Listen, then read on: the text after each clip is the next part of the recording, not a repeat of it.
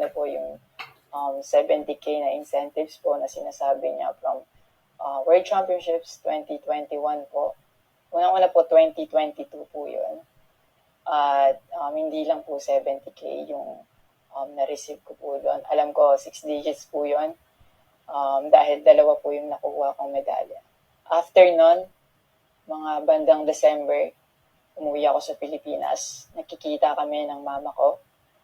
At hindi niya sa akin sinasabi na na-receive niya na pala yung incentives ko from World Championships. Hindi ko pa po malalaman na na-receive niya na po yung incentives ko kung hindi ko pa po hinanap.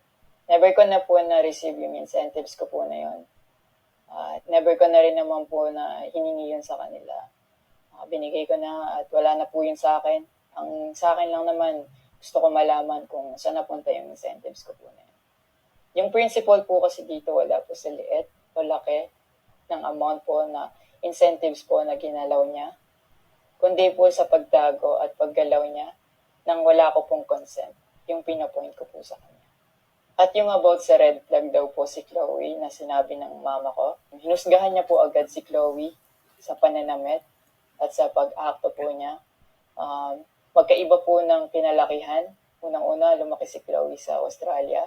At ayun yung nakagisnay niyang culture. At ibang-iba po talaga sa Pilipinas kung paano tayo gumalaw, magsalita o manamit po.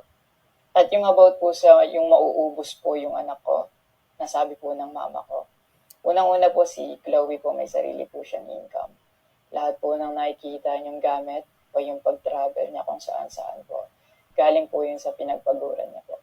At bakit naman po ako mauubos? Kaya nga po nang sinabi ko, Chloe po may sarili po siyang income and lahat po ng bank account ko po nasa mama ko po. At may mga instances po talaga na si Chloe po yung sumasagot sa akin. Bukod sa incentives po, nasa kanya din kasi yung bank account ko sa monthly allowances sa pag-gymnastics ko. And nung nakuha ko na yung bank account ko po na yun, doon ko po nalaman na inuubos niya po yung laman nun. And nasa akin po yung mga bank statement ng withdrawal po na ginagawa niya po. Sabi niya pa nagsimula daw yung hindi namin pagkakaintindihan dahil kay Chloe daw po. Opo, totoo po yun. Dahil ever since unang-una pa lang, ayaw niya na kay Chloe kahit hindi niya pa po nakikita or nakikilala in person.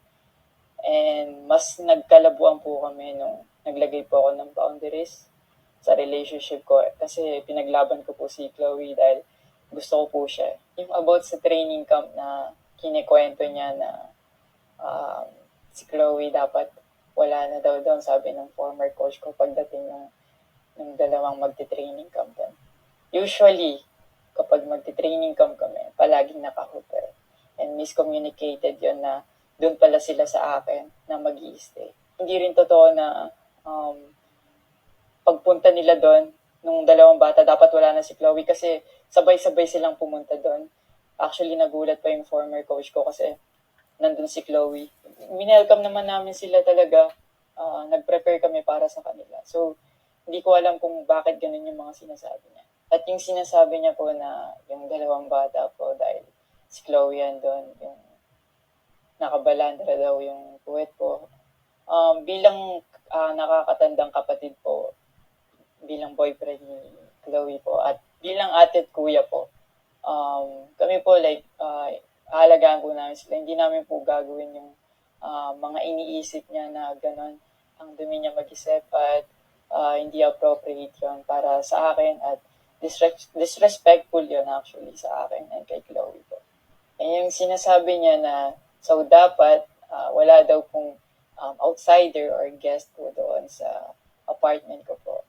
Hindi din po yung totoo kasi wala naman pong naka-indicate or nakalagay sa contract na bawal yung guest or outsider sa loob po ng apartment po. And actually, invited po siya, si Chloe, ng former coach ko from Japan, nung SEA Games pa lang po sa Vietnam. So, sinabihan kami na invite mo na lang si Chloe sa Japan and doon kayo mag-hangout. Sabi niya pa na feeling niya daw nilalayo ako ni Chloe sa kanila. Unang-una po yun, months before nun, kasi uuwi ako parang 3 days yun. sinabihan ko na sila na mag-i-spend time ako kay Chloe. Nagpunta kami sa Baguio. Sinama ko si Chloe. Nag-spend time kami. Nakikipaghalubilo naman po kami. Hindi naman ako nilalayo ni Chloe. Actually, pumunta pa kami sa Pangasinan. Like, po kami doon. Parang meet and greet. Yeah. Tapos after nun, nagpunta tayo ng Baguio. And then, ikaw pa nga nagkaya na yung sa bike. Because we didn't know what to do Yeah. after nung kumain. Because they were like, oh, what do we do? I was like, oh, let's go sa Burnham Park. Yeah. So that we can take the little kids to go biking. Yeah. So I'll just attach a screenshot of me saying sorry at that time if they felt left out when we were all hanging out sa Baguio. So you guys can just pause and read. Actually, nagkita po yung mama ko and yung family ni Chloe twice po. And then, yun, nag-usap po sila. In the last resort, my family made a group chat Yeah. na kasama everybody involved because my family wanted to address kung ano yung issues ni mom mo towards me. Yeah, kasi marami na siyang pinapost. Yeah, madami na siyang pinapost. And even though my family knew na madami na siyang pinapost, my family still welcomed them, treated them with respect, and with no judgment na pinaringgan nila yung side ng mom mo, what she had to say about me and our relationship.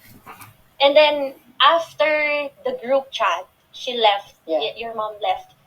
And wala siyang narinig anything from my family. May recent interview po kayo na kinakongratulate niyo po ako. Kung genuine po talaga kayo, maraming salamat po. Ina-acknowledge ko po yung pagka-congratulate niyo sa akin. Pero nagpa-flashback pa rin po talaga yung masasakit yung sinabi sa akin at yung mga hindi nyo pag-wish well sa akin. Like, tumatatak po yan sa akin talaga. Ang message ko po sa inyo na mag-heal kayo, mag-move on, at napatawad ko na kayo long time ago po. Pinagpipray ko na maging safe kayo palagi at nasa maayos kayong kalagayan dyan lahat.